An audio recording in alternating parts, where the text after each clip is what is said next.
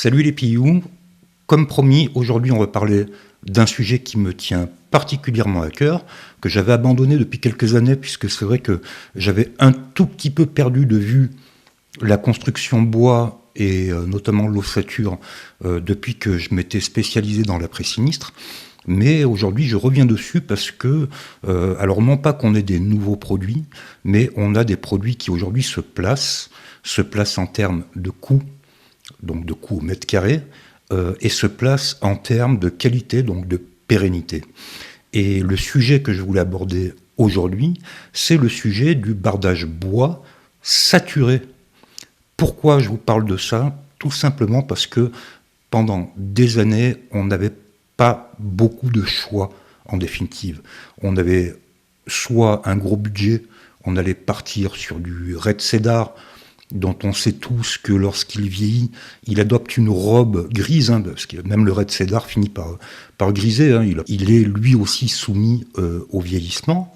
Mais bon, c'était soit effectivement, on avait 150, 160, parfois 200 euros de budget au mètre carré, ça commence à faire beaucoup. Je vous rappelle qu'une maison de 80-90 mètres carrés, c'est 150 mètres carrés de façade en moyenne. Je vous laisse faire le calcul, c'est en termes de bardage, puisqu'il faut compter les chutes de coupe, il faut compter les surlongueurs et ainsi de suite.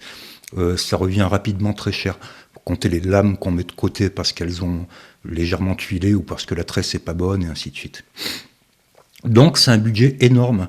Et face à ça, on avait les bardages plutôt traditionnels, qui sont des bois qu'on arrive très facilement à cultiver sous nos latitudes, qui sont le mélèze, le douglas ou l'épicéa, simplement le sapin.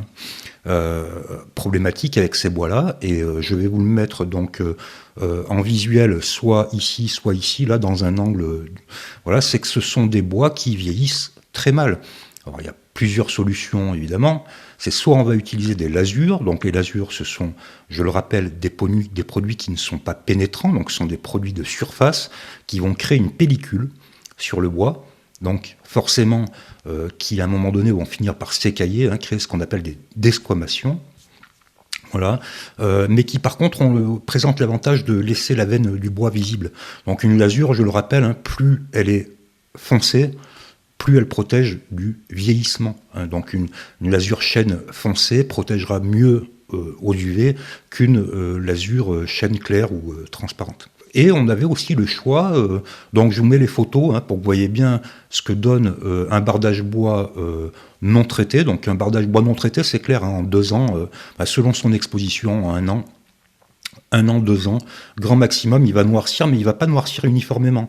Il va prendre une robe qui va être plus ou moins foncé, et ça va donner un résultat qui ne sera pas forcément très agréable au regard. Donc c'est-à-dire que la robe dont va se vêtir le bardage ne sera pas harmonieuse. Alors certains aiment ça, il n'y a pas de problème, Moi, mon ancien architecte, je ne sais pas s'il m'écoute, Christolome, adorait ça, cet aspect vieillissant, un peu chaotique. Moi je trouve ça parfaitement dégueulasse, mais voilà, encore une fois, ce sont les goûts et les couleurs, donc moi je ne suis pas là pour juger. On avait une autre hypothèse aussi, c'était l'hypothèse, donc ça par contre, pour le coup, c'était une hypothèse qui était mise en avant, très largement mise en avant à mon époque, c'était les bois composites, le verzélite pour ceux qui connaissent. Alors, autrement dit, on n'était pas véritablement sur un produit naturel, puisqu'on est sur des dérivés du bois. Donc avec tout le process qu'on connaît de recomposition qui n'est pas forcément très naturel et très écologique, d'une part. Et d'autre part, on a aussi le problème du prix, parce que le verzélite, c'était pas donné non plus, ça a toujours été relativement cher. En ce qui concerne le bardage bois, pour avoir une belle robe harmonieuse, on n'avait pas 40 solutions, C'était soit du verzélite, du composite, bon, on sait ce que ça vaut, soit du Red Cedar à 200 balles le mètre carré. Ouais, t'as remarqué, je fais toutes mes recos à vélo maintenant. Non, c'est pas parce que j'ai plus de voiture de fonction, c'est parce que je suis devenu un véritable écolo.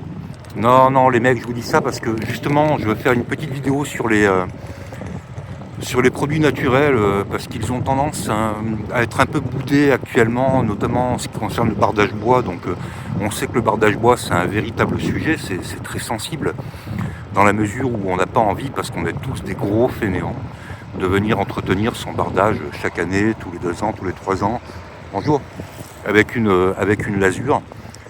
où je vous parlerai de bois saturé, de bois de bardage saturé. À mon époque, on ne connaissait pas encore ça, ou c'était naissant, quoi. Aujourd'hui, c'est plutôt quelque chose d'assez remarquable. J'ai pris quelques vidéos, donc je vous montrerai ça. Je pense qu'aujourd'hui, on n'a plus besoin d'aller sur du Verzélite ou sur des produits composites qui sont à base de bois, hein, mais qui ne sont pas du bois réellement, et qu'on peut aller sur des bois massifs, hein, notamment du douglas par exemple, qui est saturé en usine. Il est censé ne plus bouger du tout et garder sa robe. Donc là, je vous ai pris quelques vidéos, vous allez le voir, sur du douglas saturé avec un joli gris. Et vous verrez qu'on reviendra quelques années plus tard. Hein. Je vous donne rendez-vous les mecs et les nanas, mais ça n'aura pas bougé. Et je trouve ça génial. Alors aujourd'hui, je vous parle du bois saturé.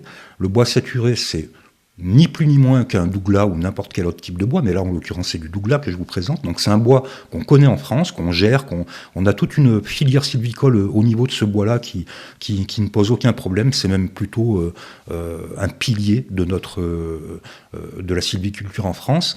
Et on a la possibilité de le saturer. La saturation, c'est une huile, hein.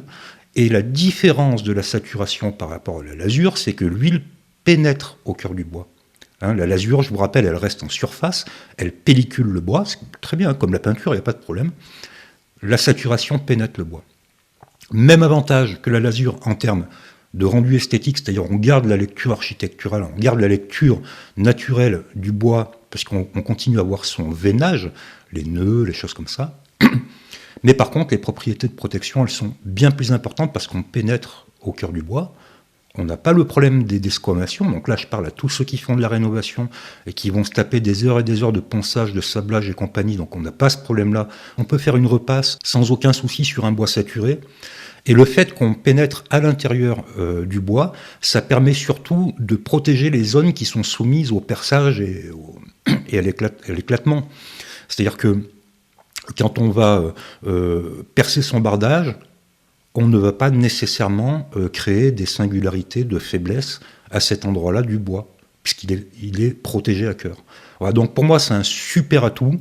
Je vous montre quelques petites vidéos, parce que j'ai fait une petite vidéo d'un rendu sur du faux clairbois que je trouve vraiment super bien à côté de chez moi, mais on ira voir d'autres types de bardage dans des prochaines vidéos, avec d'autres types de poses et avec d'autres types d'essence. Mais là, encore une fois, je reviens sur le douglas, parce qu'on est sur des tarifs vraiment contenu.